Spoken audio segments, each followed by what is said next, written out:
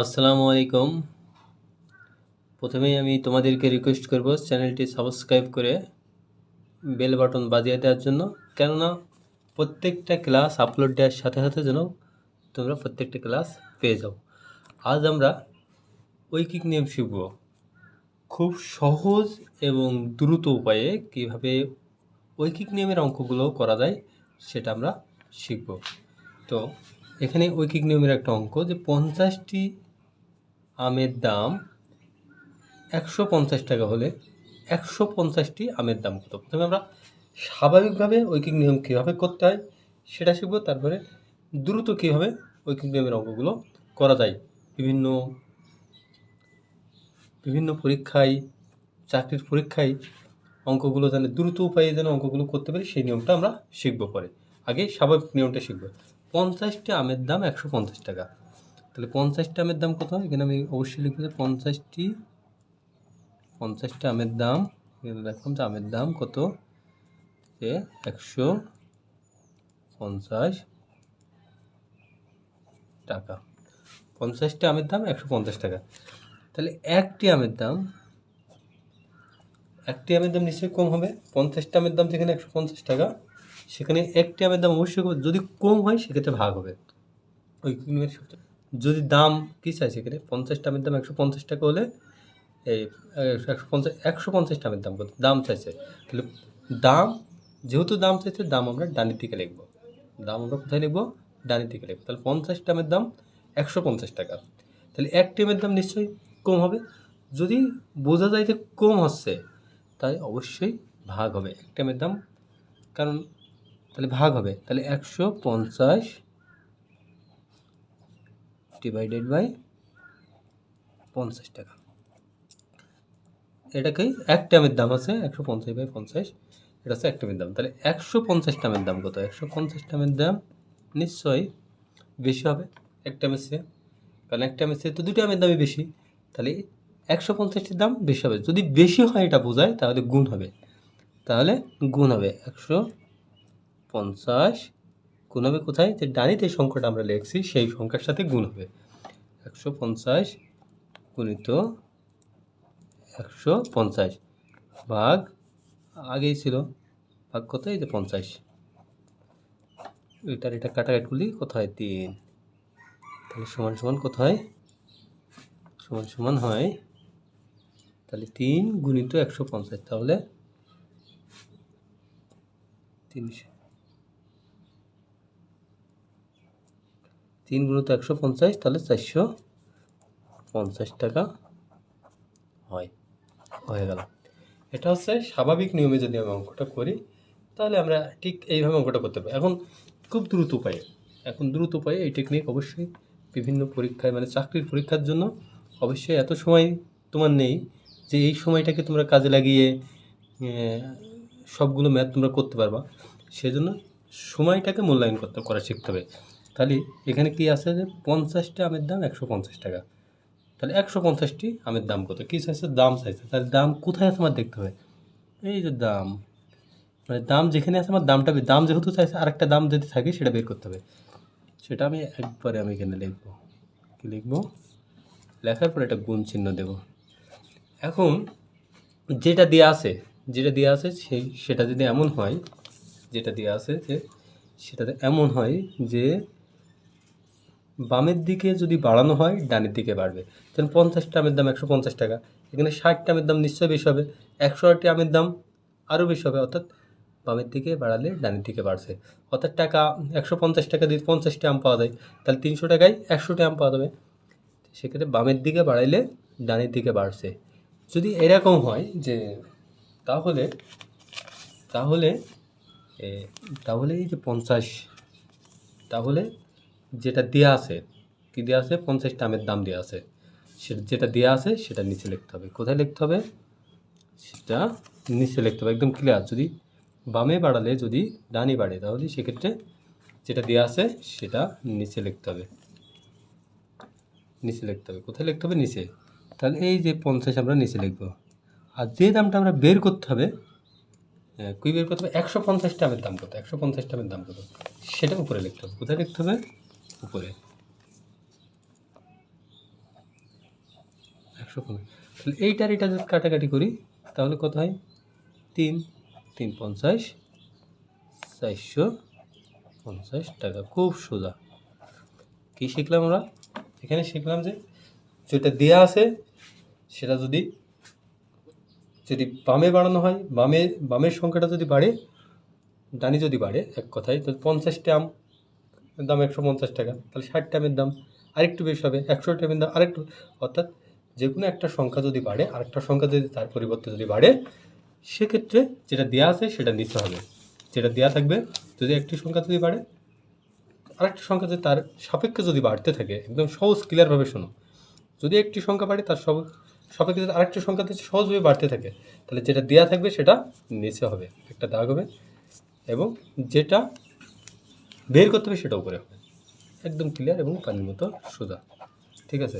ঠিক একইভাবে যদি আমি এই অঙ্কটা করি, তাহলে দেখা যায় আমি প্রথমে স্বাভাবিক নিয়মে আমি ঠিক সেম অঙ্কটা আমি করবো আর কি। কেননা যেহেতু একটা করছি আমরা এক্সাম্পল, এখানে কি বলছে যে 12 জন শ্রমিক একটি কাজ 20 দিনে করতে পারে। 12 জন শ্রমিক একটি কাজ কত দিনে করতে পারে? 20 দিনে 12 জন শ্রমিক একটি কাজ করতে, তাহলে 40 জন শ্রমিক ওই কাজ কত দিনে করতে পারবে? তাহলে 12 জন শ্রমিক কত কি আমার চাইছে? দিন চাইছে। 40 জন শ্রমিক ওই কাজ কত দিনে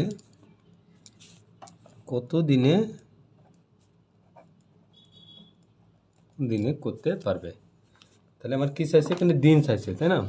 তাহলে আমরা এখানে 12 জন শ্রমিক, ওটা লেখার দরকার আছে, 12 লেখা উচিত এরকম, অঙ্ক যদি তোমরা ইয়েতে লেখো 12 জন শ্রমিক একটি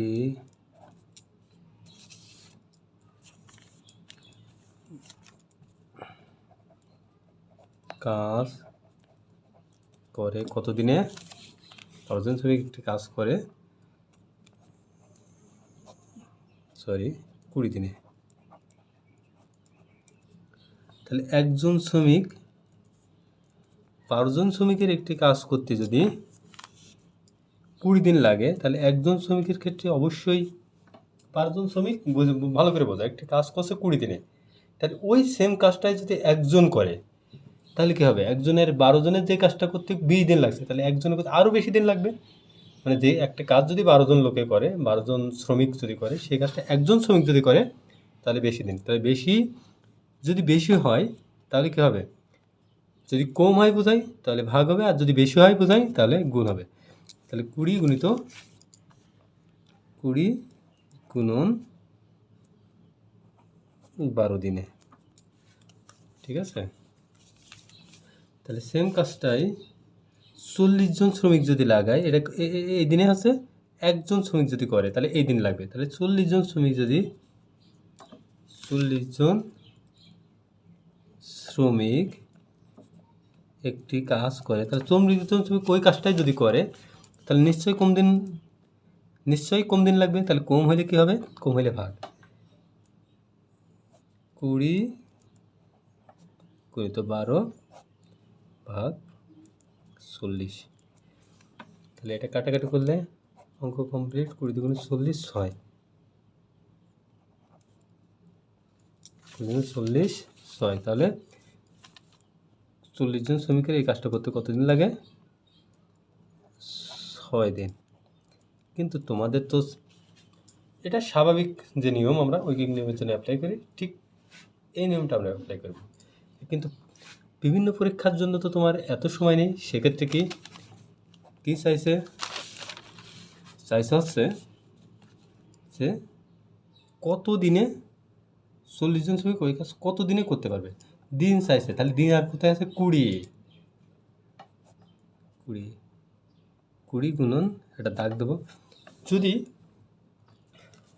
আগের বার শিখছিলাম যে যদি এই সংখ্যা বাড়ার সাথে সাথে যদি এটা বাড়ে, অর্থাৎ শ্রমিক বাড়ছে দিন বাড়ছে, তাহলে সেক্ষেত্রে যেটা দেওয়া থাকবে সেটা নিচে। আর যদি শ্রমিক বাড়ার পরে যদি দিন কমে যায় তাহলে তার উল্টা হবে। শ্রমিক বাড়ার পরে যদি দিন কমে যায় তাহলে তার উল্টা হবে। তাহলে সেখানে কী আছে? শ্রমিক বাড়ানোর সাথে শ্রমিক যদি 24 জন হয় তাহলে 12 জনের যে কাজটা 20 দিন লাগে, 24 দিনের অবশ্যই তার কম দিন লাগবে, অবশ্যই কম দিন লাগবে। যখনই কমে যাচ্ছে তখনই যে সংখ্যাটা দেওয়া থাকবে সেটা উপরে হবে, আর যেটা বের করতে হবে সেটা নিচে হবে। এটা দিন, এ হয়ে গেছে অঙ্ক। তাহলে কত, সরি তোমরা অঙ্কটা মনে হয় দেখতে পারো নাই। যদি মানে একটা বাড়ার সাথে সাথে যে আরেকটা কমে, তাহলে যেটা দেওয়া থাকবে সেটা উপরে হবে, আর যেটা বের করতে হবে সেটা নিচে হবে। তাহলে 20 গুণন দিয়ে একটা দাগ দিবা, দাগের উপরে যেটা দেওয়া আছে সেটা 12 উপরে দিতে হবে, আর যেটা বের করতে হবে সেটা নিচে বসাতে হবে। তাহলে 40 জন শ্রমিক কত দিনে বের করতে হবে, তাহলে 40 জন শ্রমিকের কাজ বের করতে হবে কত দিনে নিচে হবে। তাহলে এটা কাটাকাট করলে 2 6 দিনে, কত ইজি উপায়ে অঙ্কটা তোমরা, 6 দিনে কত ইজি উপায়ে অঙ্কটা তোমাদের হয়ে গেল আর কি, ঠিক এক লাইনে।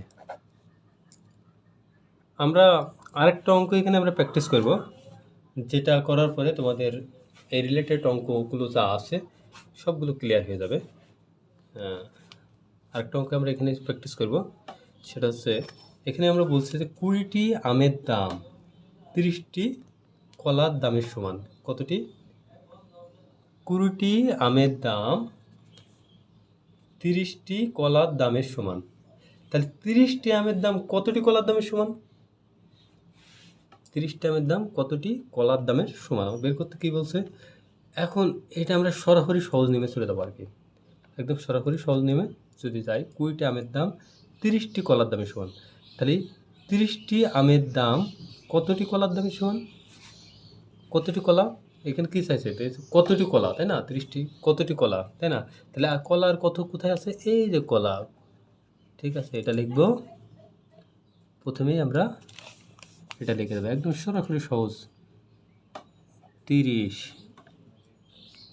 গুণন,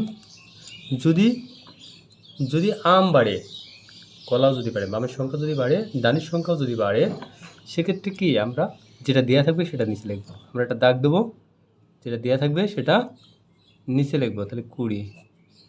আর যেটা বের করতে হবে সেটা 30টা আমের দাম কতটি কলার দাম, যেটা বের করতে হবে 30টা আমের দাম কতটি কলার, মানে 30টা আমের দাম কতটি কলার দামের সমান, যেটা বের করতে হবে সেটা উপরে লিখবো, ঠিক আছে। তাহলে এটা কাটাকাটি যদি করি কত হয়, এখানে 3 × 10 = 30, 2 × 2 = 20, এটা কাটি তাহলে 15, তাহলে 3 × 15 = 45টি কলার দামের সমান। 45টি একদম ইজি এবং সহজ উপায়ে তোমরা অঙ্কগুলো করছো। আমার মনে হচ্ছে যে ক্লাসটা একটু বড় হয়ে যাচ্ছে, আরও দুইটা অঙ্ক আমরা করব, আরও দুইটা ঐচ্ছিক নিয়মের এক্সাম্পল করব। সেক্ষেত্রে আজকের ক্লাস এই পর্যন্তই। আমরা সেই দুটো অঙ্ক সেকেন্ড ক্লাসে সেকেন্ড পার্টে আমরা করব, 5 থেকে 7 মিনিটের একটা ক্লাস। আশা করি অবশ্যই তোমরা ওই ক্লাসগুলোতে অ্যাটেন্ড করবা। তাহলে ঐকিক নিয়ম বলতে ঐকিক নিয়মের যে কোনো জটিল যত প্রকার অঙ্কই হোক না কেন, সে অঙ্কগুলো খুব সহজেই এবং দ্রুত উপায়ে তোমরা সবগুলো অঙ্কই করতে পারবে। ধন্যবাদ তোমাদের সবাইকে সম্পূর্ণ ক্লাসে সাথে থাকার জন্য।